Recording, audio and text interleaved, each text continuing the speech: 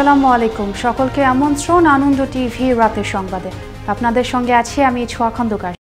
প্রধানমন্ত্রী জননেত্রী শেখ হাসিনাকে হত্যার উদ্দেশ্যে 2004 সালের 21শে আগস্ট বর্বরোচিত গ্রেনেড হামলা মামলার রায় খুব দ্রুত কার্যকর করা হবে বলে জানিয়েছেন আওয়ামী লীগের যুগ্ম সাধারণ সম্পাদক মাহবুবুল আলম হানিফ।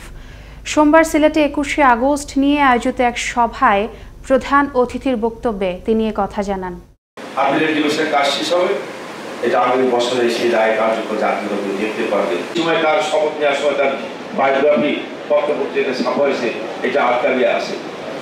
তার জীবন বৃত্তান্ত, তার পাসপোর্ট আছে, কোথাও নেই যে তার জন্ম তারিখ 15 আগস্ট।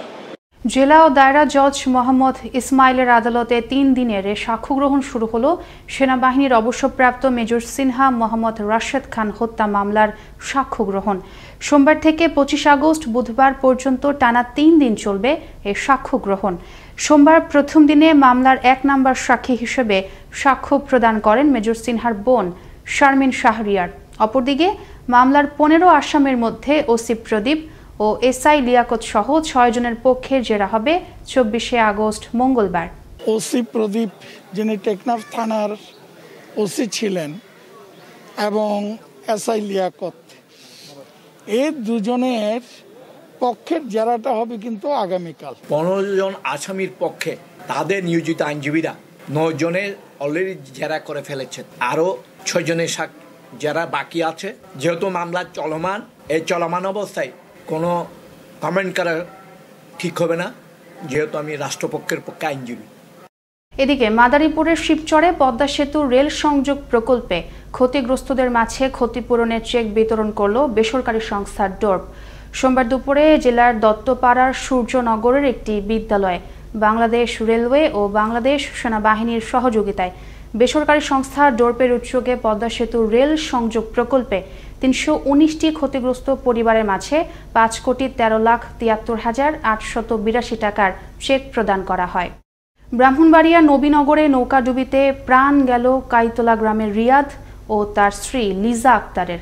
সোমবার দুপুরে ভৈরবনগর ও উরখুলিয়া এলাকার মাঝামাঝি স্থানে স্পিডবোটের ঢেবে নৌকাটি উল্টে গেলে এ দুর্ঘটনা ঘটে। নৌকাডুবিতে এখনও নিখোঁজ ওই দম্পতির কন্যা সন্তান মারিয়া। উদ্ধার করা হয়েছে স্বামী স্ত্রী 2 জনের মরদেহ। অপরদিকে শিশু সন্তান মারিয়াকে উদ্ধারের জোর চেষ্টা চলছে বলে জানান নবীনগর থানার ভারপ্রাপ্ত কর্মকর্তা আমিনুর রশিদ। রংপুরের নবদিগঞ্জের তালুক উপাসু গ্রাম এরই মধ্যে পরিচিতি পেয়েছে পাখিদের স্বর্গরাজ্য হিসেবে। গ্রামটিকে পাখিদের অভয়ারণ্য হিসেবে গড়ে তুলতে প্রাণপণ চেষ্টা চালিয়ে যাচ্ছেন স্থানীয়রা। পাখিদের এমনই অভূতপূর্ব খবর তুলে নিচ্ছেন সহকর্মী মাহফুজ আলম প্রিন্স, জানাচ্ছেন মোস্তফা কামাল তোহা। কোনো বন বা পার্ক নয়, এমনকি চিড়িয়াখানাও নয়, তবুও দেখা মিলে শত শত পাখির। রংপুর শহর থেকে 15 কিলোমিটার দূরে নবদিগঞ্জের তালুক উপাসু গ্রাম, আর এই গ্রামের মানুষের ঘুম ভাঙে হাজারো পাখির কিচিরমিচির শব্দে। বলা যায় গ্রামটা এখন পাখিদেরই রাজ্য। সাদা বক, ছোট সাদা বক, নিশি বক, কানিবক, রাতচোরা, পানকৌড়ি, শালিক, শঙ্খচিল, বাজ পাখি, কুড়া ও মদন টাক সহ নাম না জানা হাজারো পাখির মেলা এখানে। সকাল বিকাল পাখিদের এই দৃশ্য দেখে মন জুড়িয়ে যায় এলাকাবাসীরও। অনেক এলাকায় খুঁজে এরকম পরিবেশ পাওয়া যায় না, যা পাখি দেখা যায় না। বিরল প্রজাতির অনেক পাখি এখানে দেখা যায়। আমাদের খুব ভালো লাগে যে আমাদের এলাকায় এত সুন্দর পাখি আছে, যেগুলো দেখতে আমরা চিড়িয়াখানা পর্যন্ত যাই। মারলে তো ক্ষতি, এই যে বাচ্চা একটা পড়ে যায়, তাক তুলিয়ে ফের আবার দেয়, কত সুন্দর। আর বাচ্চাগুলো দেখতেও ভালো লাগে। পাখি আছে, আমরা মারপেট দিই না, আমরা সবাই সতর্ক রাখি, মারপেট দিলে সবাইকে নিষেধ করি। তবে এই দৃশ্য কয়েক বছর আগেও ছিল না এমন। পাশেই রয়েছে মন্দির, মন্দিরের পাশে থাকা গাছে ঝুলছে শত শত বাদুর। বাসা বেঁধেছে আরো অনেক পাখালি। এদের রক্ষণাবেক্ষণের দাবি মন্দির কর্তৃপক্ষের। আমরা আসলে সরকারের কাছে কিছু চাই না, শুধু তারা একটা প্রোটেক্টিভের ব্যবস্থা করে দিক। নির্ভয়ে পাখা মেলে দাঁড়িয়ে থাকার দৃশ্যই জানান দেয় পাখিরা রয়েছে নিরাপদ। পাখিদের প্রতি এ ভালোবাসা সারা দেশে মানুষকে করবে অনুপ্রাণিত। রংপুরের নবদিগঞ্জের তালুক উপাসু গ্রামের এই পাখির অভয়ারণ্যটিকে নিরাপদ রাখতে সরকারের সুদৃষ্টি কামনা পাখি প্রেমিকদের। মোস্তফা কামাল তোহা, আনন্দ টিভি, ন্যাশনাল ডেস্ক। রোববার দুপুরে ফরিদপুরের অম্বিকাপুরের বিশ্বাস ডাঙ্গি এলাকায় এক যুবকের মাছ ধরা জালে ধরা পড়ে নতুন প্রজাতির একটি হলুদ রঙের কচ্ছপ। খবর পেয়ে জেলা সামাজিক বন বিভাগ কচ্ছপটি উদ্ধার করে তাদের তত্ত্বাবধানে নিয়ে যায়। কচ্ছপটির ওজন 1 কেজি 500 গ্রাম, এর ব্যাসার্ধ 8 ইঞ্চি। এদিকে কচ্ছপটি নিয়ে গবেষণার কথা জানান ঢাকা বিশ্ববিদ্যালয়ের প্রাণীবিদ্যা বিভাগের বন্যপ্রাণী শাখার শিক্ষার্থীরা। বরগুনায় অনুষ্ঠিত হলো জেলা পুলিশের বিশেষ কল্যাণ সভা। পুলিশ সুপার জাহাঙ্গীর মল্লিকের সভাপতিত্বে সভায় প্রধান অতিথি হিসেবে উপস্থিত ছিলেন বরিশাল রেঞ্জের ডিআইজি SM আক্তারুজ্জামান। সোমবার বেলা 11টায় জেলা পুলিশ লাইন হল রুমে এই সভা অনুষ্ঠিত হয়। এ সময় ডিআইজির কাছে পুলিশের পক্ষ থেকে বিভিন্ন দাবি তুলে ধরেন পুলিশের উপস্থিত সদস্যবৃন্দ। নো মাস্ক নো সার্ভিস এই স্লোগানে বাগেরহাটে উদ্বোধন করা হলো করোনা ভাইরাস প্রতিরোধে 2 দিনব্যাপী জনসচেতনতামূলক কর্মশালার। সোমবার সকালে জেলা সাংস্কৃতিক ফাউন্ডেশনে এই কর্মশালার উদ্বোধন করেন জেলা প্রশাসক আজিজুর রহমান। এ সময় বাগেরহাট জেলার police super KM Ariful Haque এবং সদর উপজেলা পরিষদের চেয়ারম্যান সর্দার নাসির উদ্দিন সহ অন্যান্যরা উপস্থিত ছিলেন। সিরাজগঞ্জে তারাশে করোনায় ক্ষতিগ্রস্ত পল্লী উদ্যোক্তাদের দেয়া হলো সরকার ঘোষিত প্রণোদনার আওতায় SME ঋণ। সোমবার দুপুরে উপজেলা পল্লী উন্নয়ন অফিসের আয়োজনে 16 জন পল্লী উদ্যোক্তাদের মাঝে স্বল্প মুনাফায় 19 লাখ টাকা ঋণ প্রদান করা হয়। এ সময় উপজেলা নির্বাহী কর্মকর্তা মেজবাউল করিম এবং উপজেলা চেয়ারম্যান মনিরুজ্জামান সহ অন্যান্যরা উপস্থিত ছিলেন। ফেনীতে মাদকদ্রব্য নিয়ন্ত্রণ অধিদপ্তরের পৃথক অভিযানে আটক করা হলো 2 জনকে, এর মধ্যে একজন গ্রাম পুলিশ। সোমবার সকালে জেলার ফুলগাজী ও পরশুরাম থেকে তাদের আটক করা হয়। এ সময় তাদের কাছ থেকে উদ্ধার করা হয় 10 কেজি গাঁজা ও বিদেশি মদ। আটককৃতদের বিরুদ্ধে মাদকদ্রব্য নিয়ন্ত্রণ আইনে মামলা দায়ের করা হয়। সোমবার সকালে জাতির জনক বঙ্গবন্ধু শেখ মুজিবুর রহমানের 46তম শাহাদাত বার্ষিকী উপলক্ষে জামালপুরের ইসলামপুর পৌরসভার আয়োজনে দিনব্যাপী বিভিন্ন কর্মসূচির উদ্বোধন করলেন ধর্ম প্রতিমন্ত্রী ফরিদুল হক খান দুলাল। এ সময় উপজেলা পরিষদের চেয়ারম্যান SM জামাল আব্দুল নাসের বাবুল এবং উপজেলা নির্বাহী কর্মকর্তা গোলাম মোর্শেদ সহ আরও অনেকেই উপস্থিত ছিলেন। দেখছেন আনন্দ টিভির রাতের সংবাদ, সঙ্গে আছি ছোঁয়া খন্দকার। রাজশাহীতে 18 বছর বয়সী শিক্ষার্থী ও সাধারণ নাগরিকদের মাঝে শুরু হলো প্রথম দফা টিকাদান কর্মসূচি। সোমবার সকাল 9টা থেকে শুরু হয়ে জেলা ও উপজেলার 13টি কেন্দ্রে চলে এই কার্যক্রম। প্রতিটি কেন্দ্রে ছিল টিকা প্রত্যাশীদের উপচে পড়া ভিড়। এ সময় স্বাস্থ্যবিধি না মানা ও দীর্ঘ অপেক্ষার ভোগান্তিতে ক্ষোভ প্রকাশ করেন অনেকেই। টাঙ্গাইলের দেলদুয়ারে স্ত্রীকে খুন করার 3 দিন পর আত্মহত্যা করলেন স্বামী আলফাজ মিয়া। সোমবার সকালে উপজেলার নিজ বাড়ির আঙিনা থেকে গাছের সাথে ঝুলন্ত অবস্থায় তার লাশ উদ্ধার করে টাঙ্গাইল 250 শয্যা বিশিষ্ট জেনারেল হাসপাতালের মর্গে পাঠায় দেলদুয়ার থানা পুলিশ। এর আগে শুক্রবার বৃদ্ধাশ্রমের পুকুর থেকে উদ্ধার করা হয় আলফাজের স্ত্রী বানু বেগমের লাশ। এ ঘটনার প্রধান আসামি ছিলেন আলফাজ মিয়া।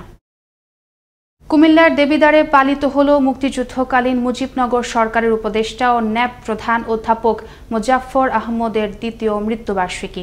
দিবসটি উপলক্ষে সোমবার দুপুরে দেবিদ্বারের এলাহাবাদে তার কবরে পুষ্পস্তবক অর্পণ করেন Bangladesh national Awami party NAP ও CPB সহ বিভিন্ন সংগঠনের নেতৃবৃন্দ। পরে দোয়া ও আলোচনা সভার আয়োজন করা হয়। চুয়াডাঙ্গার আলমডাঙ্গায় ভারতীয় বুপ্রেনরফাইন ইনজেকশন সহ লালটু মিয়া নামের এক মাদক ব্যবসায়ীকে আটক করল মাদকদ্রব্য নিয়ন্ত্রণ অধিদপ্তর। সোমবার বিকেলে আলমডাঙ্গার গোবিন্দপুর গ্রামে লালটু বাড়িতে অভিযান পরিচালনা করে চুয়াডাঙ্গা মাদকদ্রব্য নিয়ন্ত্রণ অধিদপ্তর। এতে নেতৃত্ব দেন অধিদপ্তরের সহকারী পরিচালক শরীয়তুল্লাহ। অভিযানকালে 100 অ্যাম্পুল ভারতীয় বুপ্রেনরফাইন ইনজেকশন সহ তাকে আটক করা হয়। রোববার সন্ধ্যায় নাটোরের বড়াইগ্রাম থেকে 2 ভুয়া র্যাব সদস্যকে গ্রেফতার করল র্যাব 5। এ সময় তাদের কাছ থেকে উদ্ধার করা হয় র্যাব ও পুলিশের ভুয়া আইডি কার্ড, পুলিশ স্টিকারযুক্ত একটি মোটরসাইকেল, 3টি মোবাইল ফোন, 5টি সিম কার্ড ও নগদ 17,740 টাকা সহ অন্যান্য সামগ্রী। সোমবার সকালে এক সংবাদ বিজ্ঞপ্তিতে এই তথ্য জানায় র্যাব 5। এবারে কৃষি সংবাদ।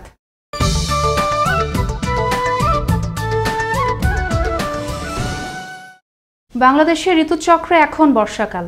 বর্ষাকালে আমন ধান চাষাবাদের উপযুক্ত সময়। আমন চাষে ব্যস্ত গাজীপুরের কৃষক কৃষানীরা। তবে চাষাবাদের শ্রমিক সংকটে পড়েছেন আমন চাষিরা। গাজীপুর থেকে খোরশেদ আলম খানের তথ্য ছবিতে থাকছে বিস্তারিত। গাজীপুরের কাপাসিয়া ও কালীগঞ্জ উপজেলার চাঁদপুর, দুর্গাপুর, তরগাঁও, রায়েত, জাঙ্গালিয়া, মুক্তারপুর ও টোক সহ বিভিন্ন অঞ্চল ঘুরে দেখা যায় কাকডাকা ভোরের আলো ফুটতে না ফুটতেই ক্ষেত থেকে আমন ধানের চারা সংগ্রহ ও রোপণের কাজে ব্যস্ত সময় পার করছেন কৃষক কৃষানীরা। জেলা কৃষি সম্প্রসারণ অধিদপ্তরের তথ্যমতে ১,২২,২৯০ মেট্রিক টন চাল উৎপাদনের লক্ষ্যমাত্রা নিয়ে এবছর জেলায় ৪২,৬১০ হেক্টর জমিতে চাষ হচ্ছে রোপা আমন। তবে করোনার ধকল সামলে ওঠার চেষ্টা কৃষকদের। খুব ঝামেলার মধ্যে আছি, যে বাড়িওয়ালি হেল্প করতেছে আমার সাথে, হিপা শেখাতেছে, হিপা শেখাতেছে। এখানে বাড়িওয়ালি বলতে নিজের স্ত্রীকে বুঝিয়েছেন তিনি। অপরদিকে শ্রমিক সংকটে শ্রমিকদের মজুরিও দিতে হচ্ছে বেশি, এতে নিজের কাজ নিজেকেই করতে হচ্ছে অনেকের। নিজের কাজ নিজেই চাষ করি, করোনার কারণে শ্রমিক আসতে পারে নাই, শ্রমিকের অনেক বাজার মূল্য অনেক বেশি। করোনার কারণে লোক নাই, নিজের কাজ নিজে করতে হবে। শ্রমিক খরচ বেশি হওয়ায় ধানের দামের ক্ষেত্রেও পড়তে পারে প্রভাব, তাই সরকারি সহায়তার দাবিও জানালেন কেউ কেউ। এবার এই তুলনায় অনেক ক্ষতিগ্রস্ত হয়েছে, এতে যদি আপনারা লোন দেন কৃষক অনেক আমরা লাভবান হইব। আটবার করি সরকারের কাছে, যদি সরকার আঙ্গ কৃষি লোন দেয় কম লাভে, তবে আমরা হয়তো সামনে একটা লাভবান হইব। অপরদিকে করোনা পরিস্থিতিতেও কৃষকের পাশে থেকে পরামর্শ দিয়ে যাচ্ছে গাজীপুর জেলা কৃষি সম্প্রসারণ অধিদপ্তর। আমাদের কৃষি বিভাগের জনবল আমরা যারা আছি, এই করোনা পরিস্থিতির মধ্যেও আমরা কৃষকের পাশে থেকে পরামর্শ দিয়ে যাচ্ছি, যাতে আমাদের রোপা আমন আবাদটা সুষ্ঠুভাবে সম্পন্ন হয়। কৃষি উপকরণ সহ সরকার সহজ শর্তে কৃষি ঋণ এবং প্রণোদনা দিলে কৃষকরা কৃষিকাজে আরও উৎসাহী হবে। এতে কৃষকরা যেমন লাভবান হবে, তেমনি দেশ হয়ে উঠবে খাদ্যে স্বয়ংসম্পূর্ণ, এমনটাই মনে করছেন গাজীপুরের কৃষকরা। মোস্তফা কামাল তোহা, আনন্দ টিভি, কৃষি ডেস্ক। এই ছিল এখনকার মতো আনন্দ টিভির সর্বশেষ সংবাদ এবং বিনোদন। সবার আগে দেখতে ভিজিট করুন www.facebook.com/anondtvbda পেজে। ধন্যবাদ সকলকে, শুভরাত্রি।